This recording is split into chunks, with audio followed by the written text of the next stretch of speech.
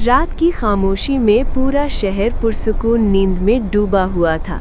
इसी दौरान national museum पर एक बड़ी वारदात होने वाली थी, मगर शहर की हिफाजत की जिम्मेदारी 3 नन्हे मगर बहादुर पुलिस अफसरान मरियम, रिजवान और सुलेमान के मजबूत कंधों पर थी। ये तीनों कोई भी खतरा हो, हर मुहिम के लिए तैयार रहते थे। उधर म्यूजियम के बाहर अंधेरे में छुपे थे चोरों का एक गिरोह, स्पार्क, टॉफी, मंकी, बेर और फॉक्स, जो ताज चुराने का मंसूबा बना रहे थे। हंसी मजाक और बेएहतियाती के बावजूद वो बड़ी संजीदगी से अंदर दाखिल होने की तैयारी कर रहे थे। कुछ देर बाद वो खामोशी से म्यूजियम में दाखिल हुए और कीमती शाही ताज उठा लिया, मगर टॉफी की एक छोटी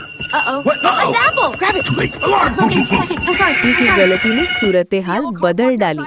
उसका छोटा सा सेब लाल बत्ती के पास जा लगा और अचानक म्यूजियम का अलार्म पूरी आवाज से बज उठा।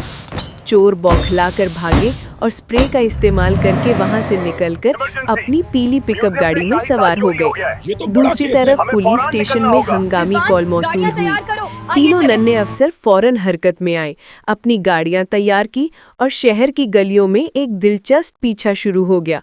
रास्तों, सड़कों और मोड़ों पर गाड़ियों की आवाजें गूंजती रही और पुलिस पूरी जान-फिशानी से चोरों का पीछा करती रही।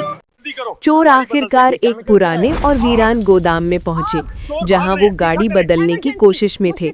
बेएहतियाती से वहां आग भड़क उठी, जो देखते ही देखते फैलने लगी। पुलिस वक्त पर वहां पहुंच गई और फायर डिपार्टमेंट को इत्तला दी गई। आग काबू में आ गई, मगर इसी दौरान चोर फरार होकर शिपयार्ड की तरफ निकल चुके थे। सुबह के करीब का वक्त था जब चोर शहर छोड़ने के लिए एक कश्ती तक पहुंचे, मगर पुलिस भी पीछा करते हुए वहां पहुंच गई। नन्हे अफसरान ने हिकमत अमली से उन्हें तीनों अतराफ से घेर लिया।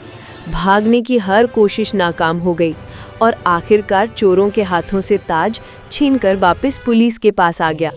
चोर गिरफ्तार हुए और शहर फिर से महफूज हो गया। मुहिम मुकम्मल हुई और तीनों नन्हे अफसर फख्र और खुशी के साथ शाही ताज म्यूजियम वापस ले आए। शहर ने सुकून का सांस लिया और मरियम, रिजवान और सुलेमान अपनी बहादुरी के साथ एक बार फिर हीरोज साबित हुए। उनकी निगरानी में शहर हमेशा महफूज रहता है।